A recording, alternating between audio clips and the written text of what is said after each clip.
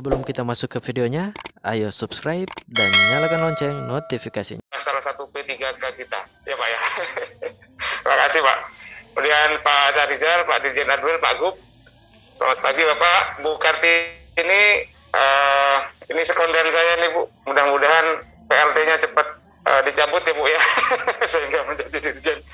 Pak Sony, sahabat karib saya juga di Satgas, serta Bapak Ibu yang saya hormati, Kepala Dinas Pendidikan Provinsi, Kabupaten Kota, Kepala BKP, BKD, BKP SDM, Provinsi Kabupaten Kota yang hadir.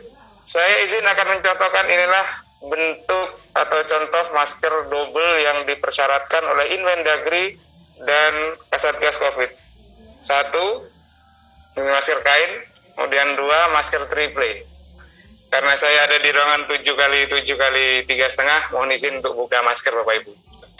Baik, saya coba share screen. Saya sebenarnya ada beberapa perulangan yang jelas kalau teman-teman BKD, BKPP, BKP SDM pasti sudah kenal dengan materi ini, dan sebenarnya beliau-beliau sudah bisa memberikan pula kepada teman-teman Disdik, Dinkes misalnya ya, dan sebagainya, tapi nggak apa-apa. Ada beberapa yang terpaksa harus saya ulang-ulang lagi dari yang disampaikan Pak Dirjen, Pak Adwil, Pak Iwan Sahril, kemudian Bu Kartini dan Pak Sony. Baik, ini dari beberapa dasar hukum yang kita bisa acu, tapi pada kesempatan kali ini dengan dukungan prokes, saya mohon Bapak Ibu ke nomor 7.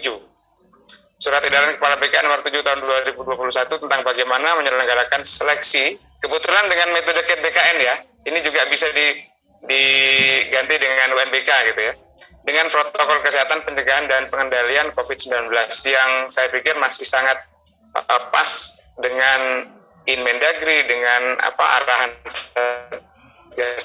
COVID nasional dan suaranya agak terputus Pak Ridwan. Ini kira-kira Pak Dirjen, Bu Dirjen, Pak CPNS itu dan seleksi P3 dan guru akan kita mulai sudah kami mulai pada 2 September ya, untuk titik lokasi BKN. Ada 35 titik lokasi di pusat, kantor regional dan UPT BKN. Kemudian puncaknya, kulminasinya akan mulai pada 14 September sampai 31 Oktober. Dan secara kebetulan Pak Dirjen GTK sudah menetapkan tahap satunya 13 dan 17 September pula. Jadi akan sangat ramai di kabupaten kota itu gitu. Ramai dalam arti di mana-mana ada pelaksanaan seleksi ASN. Tapi yang lucu Bapak Ibu, di BKN Pusat ini satu sesi ada 400 komputer, kami ada 3 sesi. Kemarin ada tanggal 2 itu ada orang Polres Jakarta Timur meninjau. Mereka kaget, Pak katanya ada kerumunan untuk seleksi ASN, mana buktinya? Saya sampaikan, loh Bapak kalau datang ke jam yang salah, kosong sama sekali Pak. Karena semuanya ada di atas, semuanya sedang masker ganda, semuanya sedang mengerjakan dalam jangka waktu 100 menit.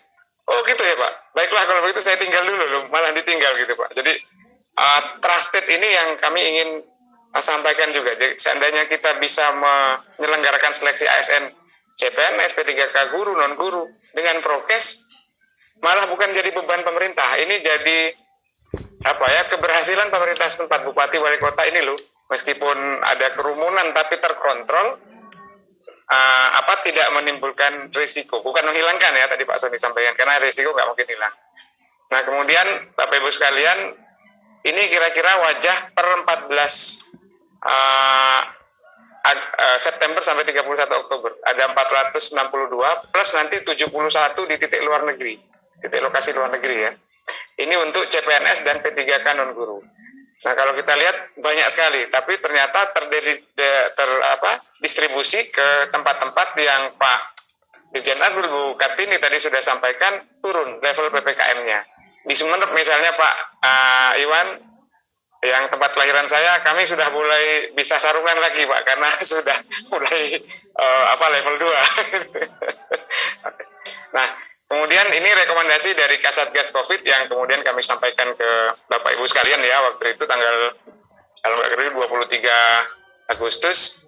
Intinya wajib swab 1 kali 24 jam atau H-1 swab antigen, atau kalau mau PCR H-2 dengan hasil negatif. Bagaimana yang positif nanti akan saya sampaikan. Kemudian menggunakan masker 3 lapis atau triple dan ditambah masker kain di bagian luar seperti Pak Dirjen Abdul tadi sampaikan. Kemudian physical distancing minimal 1 meter. Cuci tangan dan sebagainya. Kemudian ruang kegiatan itu diisi maksimum 30 kapasitas normal. Nah, kemudian khusus bagi jamali wajib sudah vaksin tahap pertama. Bagaimana yang tidak bisa vaksin atau belum dapat jatah, kami sampaikan nanti di pertengahan paparan ini. Saya lanjutkan.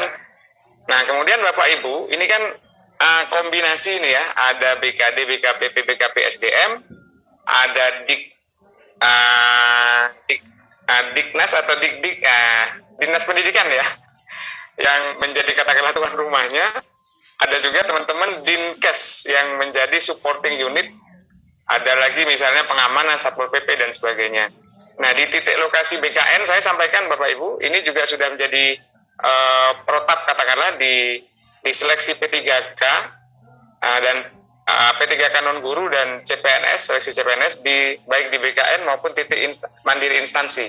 Mau di Jember, mau di Solo, di Takalar, di Sibolangit, protapnya sama. Nanti monggo bisa ditiru, atau Bapak Ibu kebetulan Dinas Pendidikan mau lihat bagaimana implementasi dari prokes ini, silahkan ke katakanlah titik mandiri BKD. Seandainya hari ini ada seleksi SKD ya.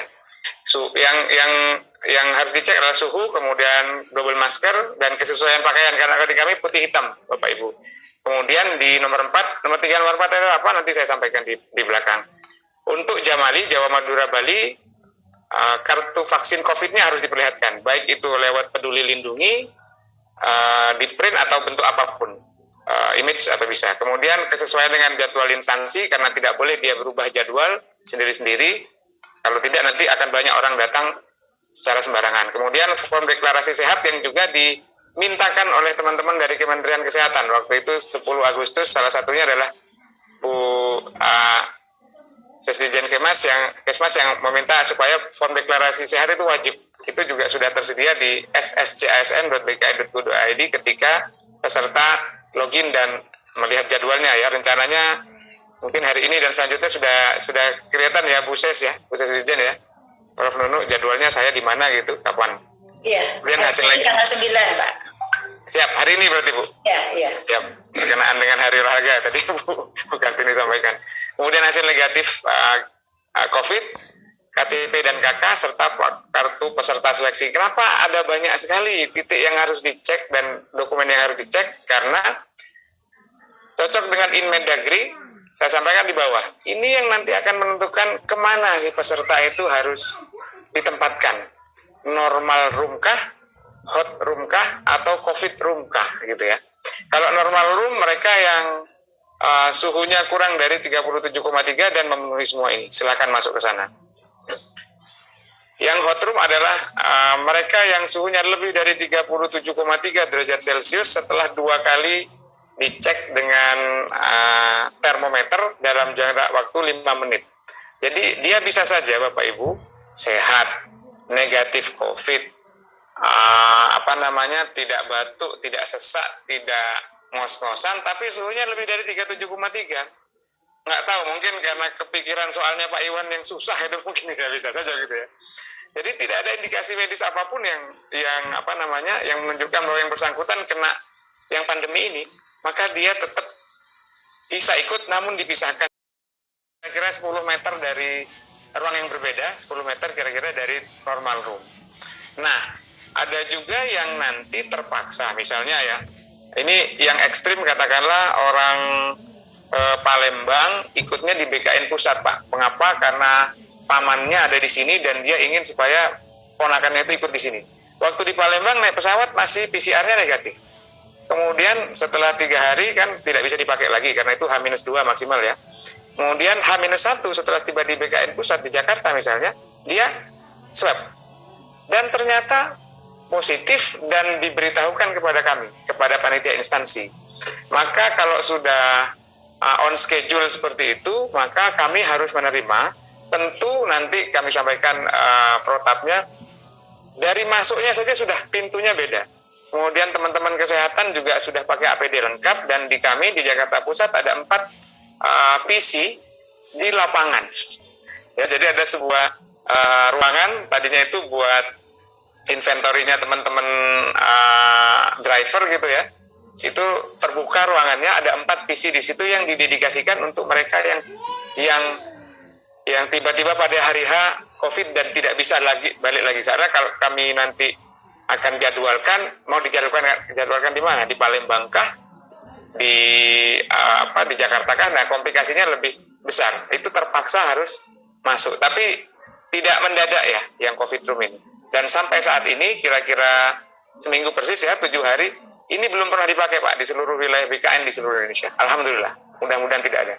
Nah, di kami bagi mereka yang H- sekian sudah positif dan sudah memberitahu kepada instansi yang dilamar, maka kami adakan rescheduling.